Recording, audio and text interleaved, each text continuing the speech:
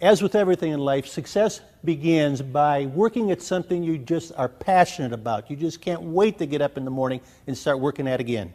For me, that is circumnavigating the world again and again, orchestrating my insights and experiences, reinforced with photos, my own photos taken from 30 countries around the world, into something that will shed light on the importance of understanding that the marketplace is shaped by external forces. This tree didn't get this way by itself. It was shaped by forces external to the tree that pruned it regularly. In a similar way, the marketplace in which you operate is shaped by external forces, its borders, its contours. And if you learn how to deal with those external forces, life is going to be like a walk in a Paris park. But if you don't, as most businesses don't do a good job, they will find that their opportunities are cut short, like the branches on this tree. And they'll find themselves operating in environments just too frigid for them to really bloom. Why does this happen? It happens because businesses too often have a myopic focus on the marketplace, on just their shareholders and stakeholders. That's their employees, their customers, their suppliers, and the communities in which they operate. And they too often don't pay attention to the non-market. And it's really that non-market that shapes the market opportunities that are available to you. The non-market includes shapeholders, is what I call them, because they may or may not have a stake in your business, but they have the ability to shape the opportunities that are available in your marketplace. The key shapeholders are those in the political, regulatory, media, and activist group arenas. And they are the non-market forces that shape market opportunities. Sitting around instead of engaging these high voltage forces can indeed be dangerous for your business.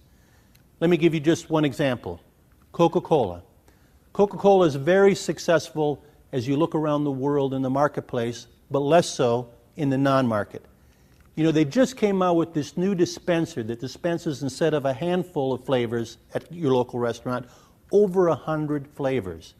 Yes, I can finally get my Diet Vanilla Coke with my meal.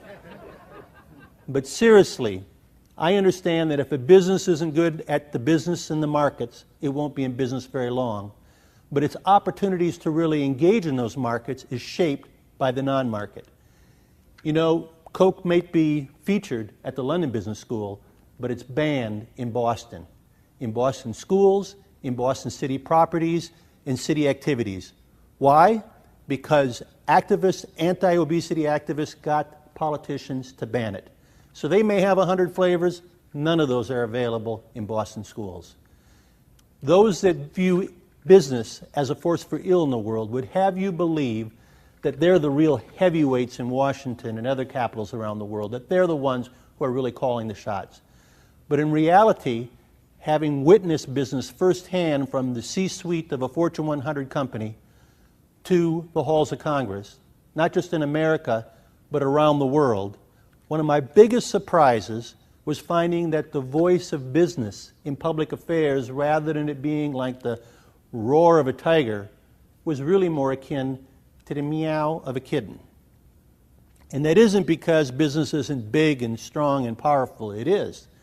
But it's because when businesses engage in the non-market, that they're typically too tentative, reactive, and combative. And as a result, they end up paying taxes coming and going. Here in America, the highest corporate taxes in the industrialized world. And they face layer upon layer of regulations that prevent them from really capturing those marketplace opportunities. After decades of relying on the invisible hand of Adam Smith to allow free individuals to pursue opportunities to guide the economy, we now see that hand of government in commercial affairs being much more visible. This is my best picture of what it's like to be a business in a political age after the regulation surge of the last couple of years. You almost feel that if your car even comes close to 30 kilometers an hour, that the hand of government will reach down from the sky and help you slow down. When I think about this increased intervention of government in commercial affairs, I'm reminded of a quote that Will Rogers once said. You may think you're getting too much government, but just be happy you're not getting as much as you're paying for. Too many businesses view these non-market shapeholders as a nuisance, as a distraction. And when they engage with them, they're looking for a way out, and they're just trying to put out the fire. They tell me, they just don't understand my business. These politicians and regulators and reporters and activists just don't understand me.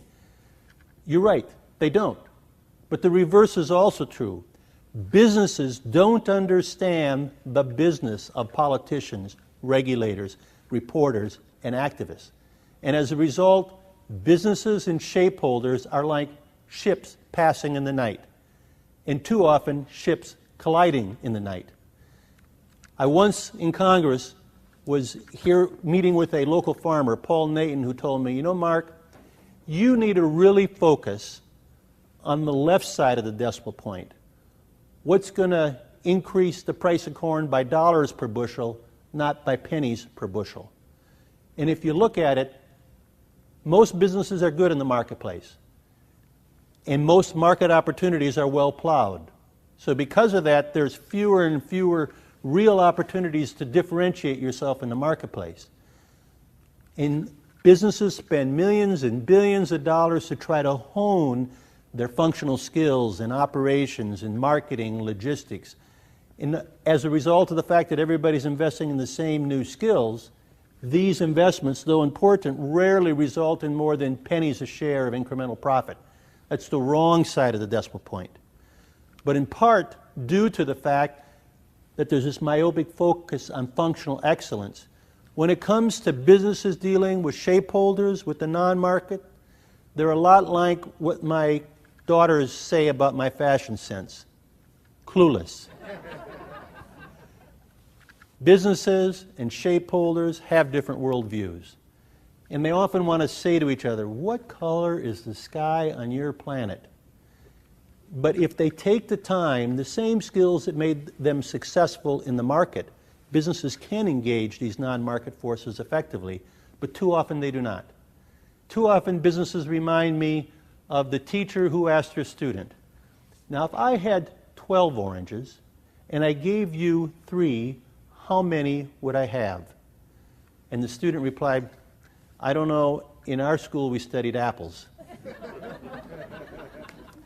Moving beyond this myopic view to embrace ideas as to how you can engage the non-market in ways that align with and support your market strategy can profoundly enhance the long-term prospects of your business. Look at IBM. Lasted over 100 years succeeding. Why? Because it not only was good in engaging market, but it was also good at engaging non-market forces, addressing some of society's most pressing needs. Like, how do you deliver more green for less green? And as a result, they are not only listed as amongst the most admired by Fortune magazine, but also were listed as the greenest country in the planet by a recent ranking by Newsweek. They do things like figure out how to not only run their own facilities more efficiently, in one case learning to have 30% less water usage in their water-intensive semiconductor facilities, and then take and apply the same skills to help other customers get more efficient buildings around the world. They do this by helping places like Singapore and London and others handle traffic management and congestion management more efficiently. In a recent study in Stockholm, they figured out ways to have a 14% reduction in the amount of emissions due to traffic in their inner city. Look at Walmart. Walmart went from being the pariah of the environmental activists to being its hero by enforcing environmental standards to its many suppliers around the world. And the continued success of Walmart is in significant part due to the fact that they've learned to engage the non-market very effectively. But not only is non-market critically important to dealing with making a long-term success, it's also some of the most significant challenges we face. Let's just take the example of accessing information on your mobile phone. Now, there are many businesses around the world that have been successful in the market of mobile phones, and they're competing with each other brings out a new feature nearly every week, such that it's expanding the overall size of the market. But then if you look at the non-market, they're stumbling all over. BlackBerry almost got shut out of the very lucrative Persian Gulf and Indian markets because of disagreements with the governments. The 5 million people in Ireland have access to Facebook, but Facebook has struggled with trying to get access to the over 1 billion people in China. And Google was forced to leave China to go to Hong Kong recently, in both cases because of disputes with the government. A recent rollout of the iPhone had to be delayed in South Korea because of regulatory issues. If you look at what this means, it means billions in lost sales, and it means that there is potentially very formidable competitors growing up in China that will significantly affect the long-term prospects of companies like Facebook and Google. Rectifying these issues will require robust non-market strategy as well as active engagement with shareholders.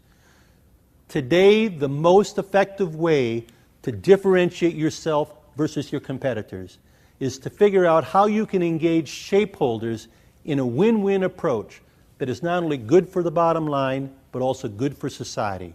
That's the path to succeeding as a business in a political age that we'll explore today.